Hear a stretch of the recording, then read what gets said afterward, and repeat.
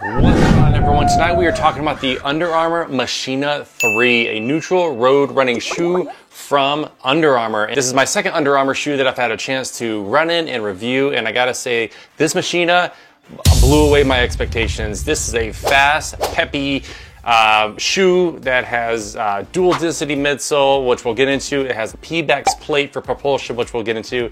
And as you can tell, I'm very excited about this shoe, so let's jump right in. All right, jumping right into the upper. This is gonna be an engineered mesh, and I will say this is definitely a well-ventilated, breathable, comfortable upper.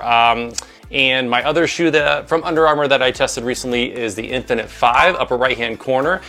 And I gotta say, this is way more breathable and a lot more supple and just stretchy, and overall it's just a lot more comfortable over the top of my foot than the Infinite 5, okay? And then taking a look at the tongue. This is not the most padded tongue in the world, but I gotta say, in conjunction with the laces, with the eyelet chain, with the upper, it really felt good and very, very slipper-like almost on the top of my foot here. And then taking a look inside, that is a non-gusseted tongue, left to right. It is connected on both sides, so there is no flapping around and sliding around of this tongue underfoot. And then taking a look at the laces, these laces, I like these laces because they are somewhat stretchy, they have a little bit of cushion to them, and they are not really bulky and getting in the way, and they work very well with the spacing of the eyelet chain, the upper, the tongue. Then Under Armour has thrown in a little ability for that runner's knot at the top to really cinch down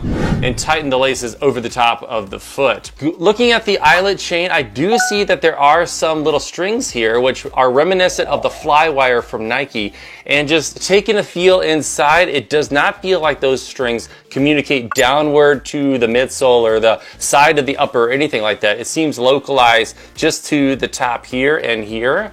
But I will say that it definitely gives some additional lockdown of the midsole, which is very interesting because, you know, they could have chosen to continue the trend here, but instead they went with the little loops here, and they kind of offset that little oval a little bit of ways here. So I'm kind of wondering if there's maybe some research and development going on that kind of led to that. Which I found very interesting. Yeah, so good job Under Armour with that. I noticed that there wasn't really a whole lot of bunching and scrunching of the material here in the toe box, or that the eyelet chain came too close together, causing any sort of wrinkles, which I've experienced in other shoes. So great job Under Armour, super, super pleased with that. Taking a look at the heel counter, you can see that there is definitely quite the stout, robust heel counter here, which is kind of a nice angle, and it definitely has kind of a pincher shape, but I will say that it didn't feel uncomfortable to my foot and to my heel and to my lower leg, that it really kind of just cushioned and cradled my Achilles, my heel, with all of this padding, and it's a decent amount of padding, and it felt very comfortable. And then getting my fingers into that heel pocket, I didn't experience any kind of slipping whatsoever. I felt very, very cradled within the shoe. And then taking a look back here, there is quite a bit of a composite TPU. I say TPU, but I'm not actually sure what material this is, but that's fairly stout. It's almost reminiscent of the Nike Invincible, with just how plasticky and how big this is. I felt it a little bit on both sides of my heel when running, but it almost felt more like it was just trying to keep me within position within the back of the shoe, so my hind foot wasn't rolling around too much against my forefoot here. Good job Under Armour. Yeah, it's not a very bendable heel counter at all. Diving into the insole of the shoe, here we have Under Armour Machina with the Under Armour logo here on the back, and that is just a nice cushion insole for the Under Armour Machina 3. And I noticed this with the Infinite 5 as well from Under Armour, that it's just a very, very well thought out, well designed, well cushioned insole to go along with the midsole, which we'll get into in a second. And I will say it's nice because it has it right here, the stack height of the Machina 3, it is, I think it says 25 and 33. That's gonna be an 8mm drop from heel to toe, which we'll get into in a second. Great job with the insole, Under Armour. Just taking a peek inside the shoe, there is all kinds of daylight coming through, meaning it's a very transparent upper leading right into the inside of the shoe, and I'm just looking for any kind of seams or rubbing areas, and I don't see any. Just like the Infinite 5, very well constructed. From the looks and the feeling of the shoe when running in it, I didn't have any issue whatsoever. Country of manufacture is Vietnam. Awesome, so moving into the midsole, the heart of the shoe, that's gonna be that hover midsole, that hover foam from Under Armour. And here in the Machina 3, we have a dual density foam with a Pebax propulsion plate located within the shoe. I did not get a chance to run in the 2 or 1 Machina. I cannot compare this to those, but my understanding is the shape of the Pebax plate within the midsole is different, and that they went for a softer hover in the rear and a more firm hover in the front. I don't have a durometer, so I cannot tell you the exact number of that, but to me feels a little bit different. And I will say that understep, it definitely felt peppy. This is a shoe designed for distance and for miles, as well as energy return, and just overall, it's fun to run in. And I will say, it is a fun shoe to run in. It's not the peppiest shoe I've ever run in ever,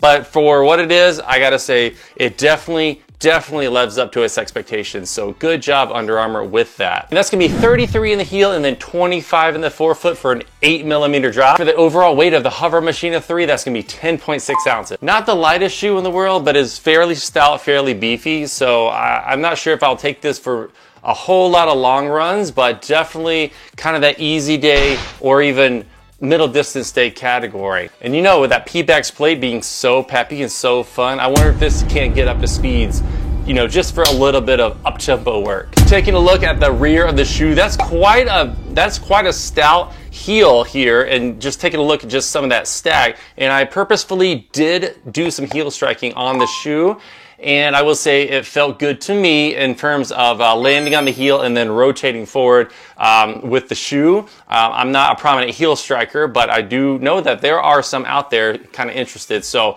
it did feel good. It didn't feel awkward or clunky to me doing some kind of heel striking out there. Taking a look at the landing platform of the Hover Machina 3, and it's not the widest landing platform, but it definitely felt stable to me underfoot. I tend to supinate or land on the outside of my foot, so I come down, bang, just right there on the front, and I didn't feel like the shoe was gonna roll outward or put my ankle at risk or any of that stuff. So good job, Under Armour. All right, taking a look at the outsole of the Hover Machina 3. Quite a bit of rubber, and it's got some flexibility to it too, right here at the metatarsal phalangeal joint of the foot. And I gotta say, it really felt like there was definitely some natural bending and flexing of the shoe underfoot, understep. It's not a whole lot of rubber. It seems to be exactly the amount that it needs to be. If I were to argue, you probably could take a little bit away from the middle here, but it looks like Under Armour has taken away some of that little midsole here, just perhaps to save some weight. And I really didn't have any issue with the traction whatsoever. Actually, it felt very grippy. Just gotta say, overall impressions with the Machina 3, very, very impressed. I really enjoyed this shoe from Under Armour, and I'm looking forward to testing out more Under Armour. I really appreciated the Machina 3. I purchased this with my own money, but I'm just saying, this is just a really pleasant and refreshing surprise from a company that I have not previously run in and had no experience whatsoever with. I bought a lot of running clothes from Under Armour, but never have I run in their running shoes. But this is definitely a really good introduction for me for Under Armour for their shoes. So great job. Okay, well that's it for the review of the Under Armour Machina 3. If you found this helpful, please click like. If you like the channel, go ahead and subscribe. I put a lot of effort into the video of the channel. I'm going to have a lot more shoe reviews and a lot more running content. So again, I appreciate your time and thanks for watching.